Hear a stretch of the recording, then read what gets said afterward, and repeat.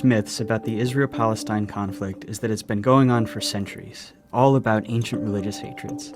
In fact, while religion is involved, conflict's mostly about two groups of people who claim the same land, and it really only goes back about a century to the early 1900s.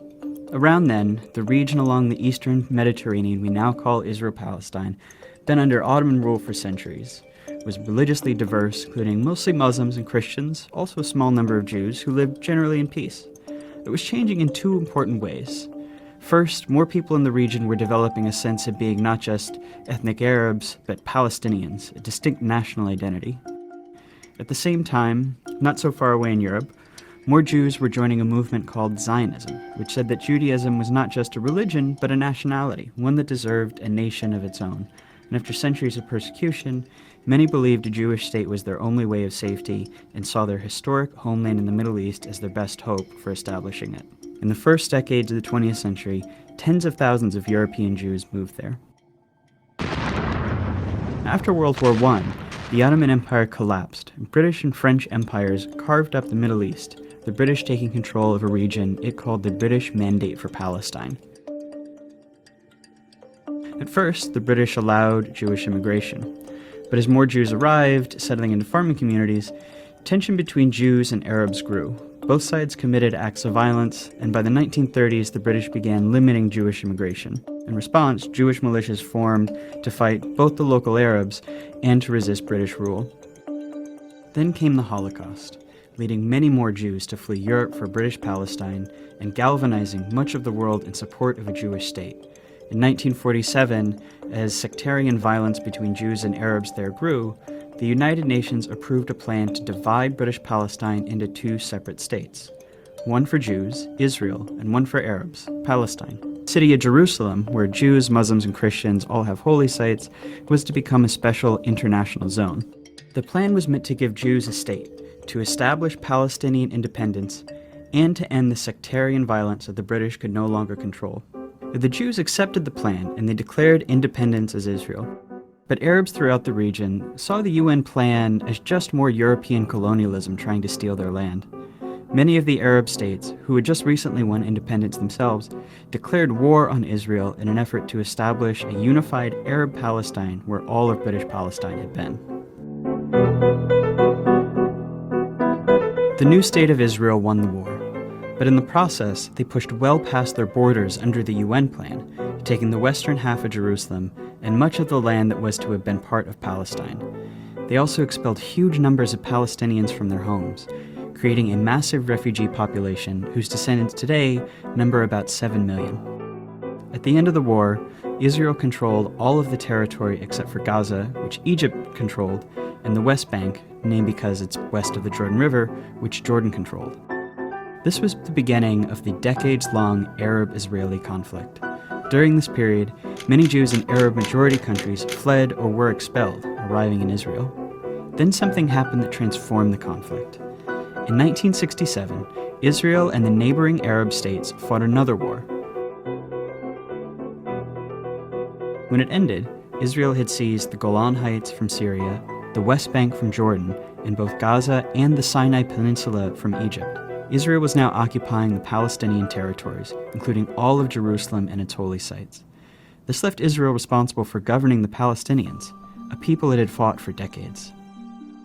In 1978, Israel and Egypt signed the US-brokered Camp David Accords.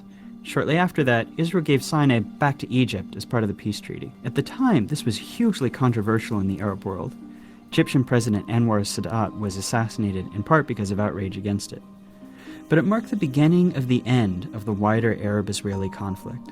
Over the next few decades, the other Arab states gradually made peace with Israel, even if they never signed formal peace treaties. But Israel's military was still occupying the Palestinian territories of the West Bank and Gaza, and this is when the conflict became an Israeli-Palestinian struggle. The Palestinian Liberation Organization, which had formed in the 1960s to seek a Palestinian state, fought against Israel, including through acts of terrorism. Initially, the PLO claimed all of what had been British Palestine, meaning it wanted to end the state of Israel entirely. Fighting between Israel and the PLO went on for years.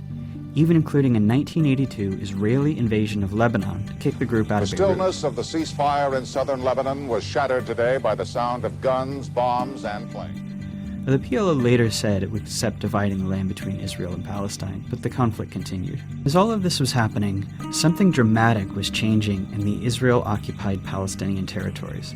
Israelis were moving in. These people are called settlers, and they made their homes in the West Bank and Gaza, whether Palestinians wanted them or not. Some moved for religious reasons, some because they want to claim the land for Israel, some just because the housing is cheap, often subsidized by the Israeli government.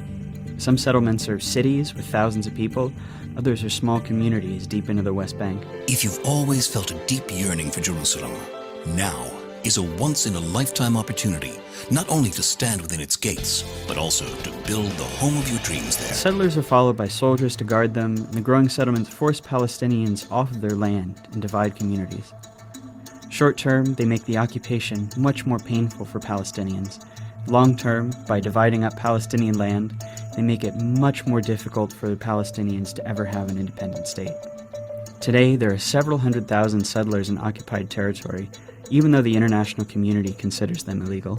By the late 1980s, Palestinian frustration exploded into the Intifada, which is the Arabic word for uprising.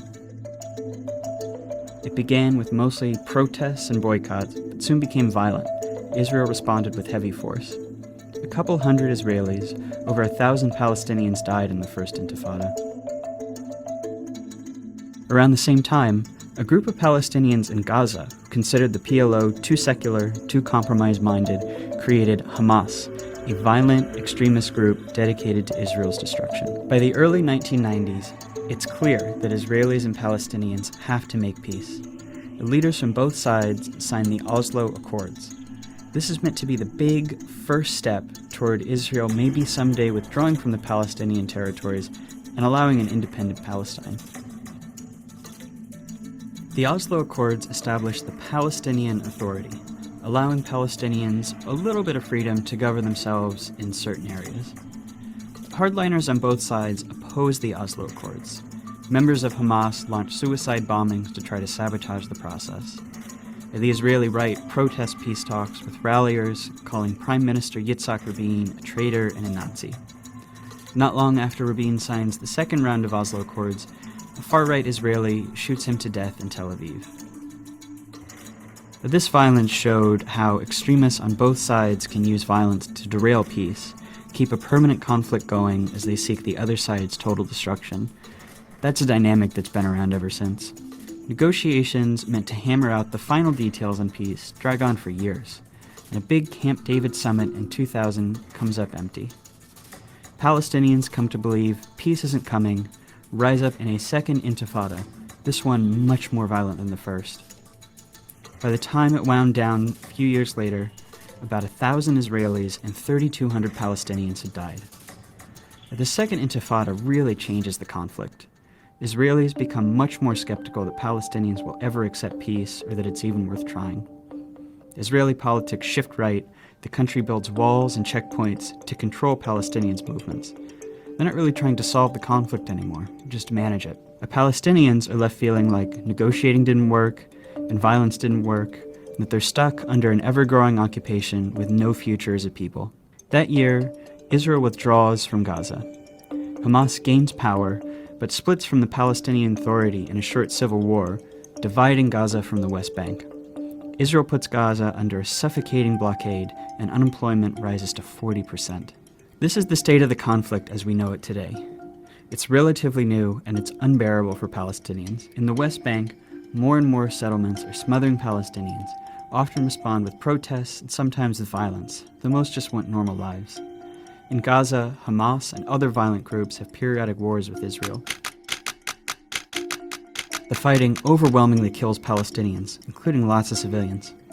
In Israel itself, most people have become apathetic. For the most part, the occupation keeps the conflict relatively removed from their daily lives, with moments of brief but horrible violence. There's little political will for peace. No one really knows where the conflict goes from here. Maybe a third intifada, maybe the Palestinian Authority collapses. But But everyone agrees that things as they are now can't last much longer.